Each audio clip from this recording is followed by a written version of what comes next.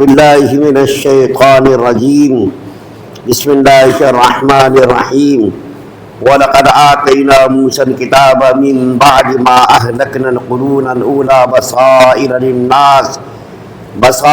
للناس وهدى ورحمة لعلهم يتذكرون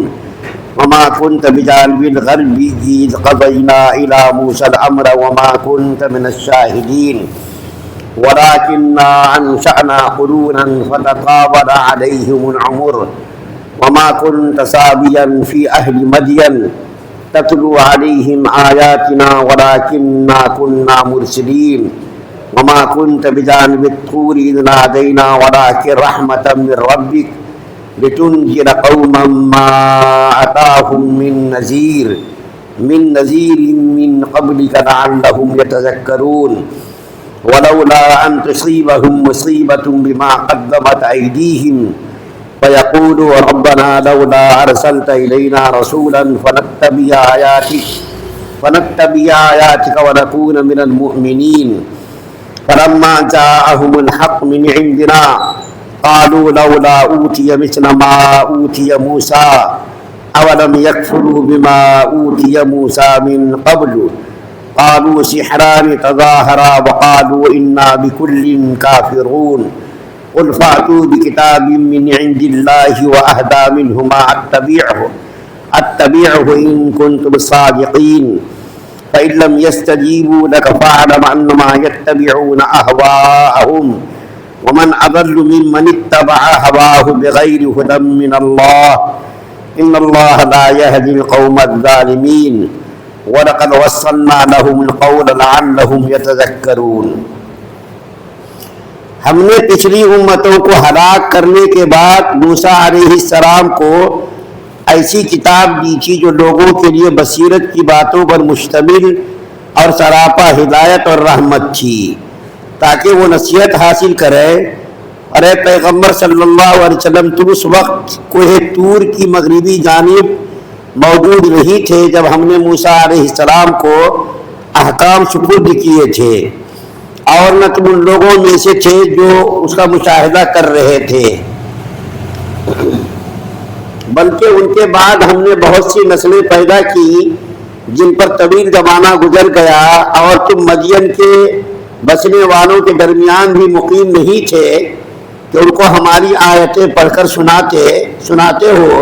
بلکہ تمہیں رسول بنانے والے ہم ہیں، اور نہ تم اس وقت طور کے کنارے موجود تھے جب ہم نے موسیٰ علیہ السلام کو پکارا تھا، بلکہ یہ تمہارے رب کی رحمت ہے کہ تمہیں وحی کے ذریعے یہ باتیں بتائی جا رہی ہیں تاکہ تم اس قوم کو خبردار کرو جس کے پاس تم سے پہلے کوئی خبردار کرنے والا نہیں آیا، شاید وہ نصیحت قبول کریں، اور تاکہ جب ان لوگوں پر ان کے ہاتھوں کے کرتوت کی وجہ سے کوئی مصیبت آئے تو وہ یہ نہ کہہ سکے کہ ہمارے پروردگار آپ نے ہمارے پاس کوئی رسول کیوں نہیں بھیجا کہ ہم آپ کی آیتوں کی پیروی کرتے اور ایمان والوں میں ہم بھی شامل ہو جاتے۔ پھر جب ان کے پاس ہماری طرف سے حق آ گیا تو کہنے لگے کہ اس پیغمبر کو جیسی چیز کیوں نہیں دی گئی جیسی موسیٰ علیہ السلام کو دی گئی تھی، حالانکہ جو چیز موسیٰ علیہ السلام کو دی گئی تھی کیا انہوں نے پہلے ہی اس کا انکار نہیں کر دیا تھا؟ انہوں نے کہا تھا کہ یہ دونوں جادو ہیں جو ایک دوسرے کی تائید کرتے ہیں اور ہم ان میں سے ہر ایک کے منکر ہیں۔ ان سے کہو اچھا اگر تم سچے ہو تو اللہ کے پاس سے کوئی اور ایسی کتاب لے آؤ جو ان دونوں سے زیادہ ہدایت پر مشتمل ہو، میں اس کی اتباع کر لوں گا۔ پھر اگر یہ تمہاری فرمائش پوری نہ کرے تو سمجھ لو کہ یہ در حقیقت یہ لوگ اپنی خواہشات کے پیچھے چل رہے ہیں، اور اس سے زیادہ گمراہ کون ہوگا جو اللہ کی طرف سے آئی ہوئی ہدایت کے بغیر بس اپنی خواہش کے پیچھے چلے۔ بے شک اللہ تعالیٰ ظالم لوگوں کو ہدایت نہیں دیتا۔ اور واقعہ یہ ہے کہ ہم ان کے فائدے کے لیے ایک کے بعد ایک نصیحت کی بات بھیجتے رہے ہیں تاکہ وہ متنبہ ہوں۔ سورہ قصص کی 43 سے لے کر کے 51 نمبر تک کی آیات آپ کے سامنے پڑھی گئی ہے۔ ان آیات کا خلاصہ ایک دو تین بات عرض کرنی ہے، زیادہ تفصیل پیچھے چونکہ بیان ہو چکی ہے۔ حضرت موسیٰ علیہ السلام اور فرعون کے واقعات کو اللہ تعالیٰ نے پوری تفصیل کے ساتھ ایک ایک بات کو اللہ تعالیٰ نے نبی کریم صلی اللہ علیہ وسلم کو ایک ایک بات بتا دی، اور نبی کریم صلی اللہ علیہ وسلم کی یہ نبوت کی دلیل ہے کہ موسیٰ علیہ السلام جو ہمارے نبی سے تقریباً 2000 سال پہلے پیدا ہوئے ہیں، ان کے واقعات کو ایک ایک بات ایک ایک تفصیل بیان کرنا یہ ہمارے نبی کے سچے نبی ہونے کی دلیل ہے۔ موسیٰ علیہ السلام کی پیدائش کس طریقے سے ہوئی، پھر فرعون کے گھر میں موسیٰ علیہ السلام کی پرورش کیسے ہوئی، پھر موسیٰ علیہ السلام سے قتل ہوا، اور پھر موسیٰ علیہ السلام مصر سے مدین تشریف لے گئے، مدین میں جا کر کے آپ نے 10 سال کی زندگی گزاری، اس کے بعد واپسی میں آپ جو ہے کوہ طور پر تشریف لے گئے، اللہ تعالیٰ نے آپ کو نبوت سے سرفراز فرمایا، اور پھر موسیٰ علیہ السلام مصر کے اندر واپس جب آئے اور فرعون کو دعوت و تبلیغ کا فریضہ انجام دینے کے لیے ان کے پاس گئے، اور فرعون نے کیا جواب دیا، یہ ساری باتیں اللہ تعالیٰ نے نبی کریم صلی اللہ علیہ وسلم کو وحی کے ذریعے بتا دی، ورنہ ہمارے نبی صلی اللہ علیہ وسلم امی محض تھے، آپ کو پڑھنا لکھنا نہیں آتا تھا، اس زمانے میں مدرسوں کا بھی کوئی دستور نہیں تھا، اس زمانے میں پڑھے لکھے لوگ بھی نہیں تھے، اس کے باوجود کہ ہمارے نبی صلی اللہ علیہ وسلم نے کسی کو استاد نہیں بنایا، کسی مدرسے میں داخلہ نہیں لیا، کسی یونیورسٹی میں آپ نے تعلیم حاصل نہیں کی، اس کے باوجود اللہ تعالیٰ نے نبی کریم صلی اللہ علیہ وسلم کو ان تمام تفصیلات کا علم کرایا۔ اس کا مطلب یہ ہے کہ آپ نبی برحق ہیں۔ اور پھر اللہ تعالیٰ فرماتے ہیں کہ موسیٰ علیہ السلام فرماتے ہیں کہ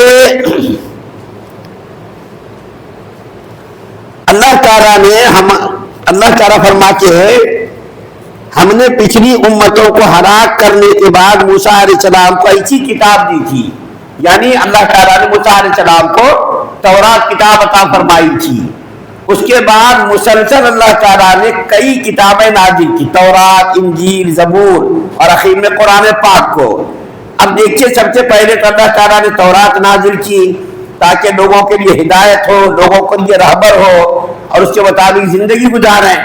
لیکن جب لوگوں نے اس کے اندر تحریف کر دی، تبدیل کر دی، اور اس کے اندر اپنی مرضی کے مطابق مسائل کو گھسیڑ دیا، اپنی مرضی کے مطابق اس کو استعمال کرنا شروع کیا، تو اللہ تعالیٰ نے پھر زبور کو نازل کیا۔ پھر زبور کے اندر بھی ان لوگوں نے جب تحریف کر دی، تغیر اور تبدل کر دیا، کہ اللہ تعالیٰ نے انجیل کو نازل کیا۔ اس کے بعد پھر اللہ تعالیٰ نے قرآن پاک کو نازل کیا۔ قرآن پاک ایسی کتاب ہے جس کے اندر کوئی تحریف نہ تو کوئی پہلے کر سکا اور نہ اب کر سکتا ہے، اور نہ قیامت کی صبح تک کوئی کر سکتا ہے۔ اس لیے اب قرآن پاک کے بعد کوئی کتاب آنے والی نہیں ہے۔ کیوں؟ اس لیے کہ جتنی آسمانی کتابیں نازل ہوئی ان کتابوں کی حفاظت کی ذمہ داری اللہ نے نہیں لی، لیکن قرآن پاک کی حفاظت کی ذمہ داری، زبر، زیر، پیش، ایک ایک نقطے کی حفاظت کی ذمہ داری اللہ نے لی۔ تو اب ظاہر بات ہے جب یہ قرآن پاک مکمل طور پر محفوظ ہے تو اس کتاب کے محفوظ ہونے کے بعد اب کسی دوسرے کتاب کی ضرورت نہیں ہے، اور نبی کریم صلی اللہ علیہ وسلم کو بس دین کو مکمل کر دیا۔ اس کے بعد اب کسی رسول کے آنے کا کوئی سوال ہی نہیں اٹھتا۔ تو اللہ تعالیٰ فرماتے ہیں کہ موسیٰ علیہ السلام کی پیدائش کے وقت آپ نہیں تھے، جب مدین تشریف لے گئے تو آپ نہیں تھے، جب طور پہاڑ پر موسیٰ علیہ السلام گئے نبوت اور رسالت سے سرفراز فرمایا گیا تو جب بھی آپ نہیں تھے، لیکن اللہ تعالیٰ نے وحی کے ذریعے ان تمام واقعات کو آپ کے گوشے گزار کیا جس سے آپ کو معلوم ہوا۔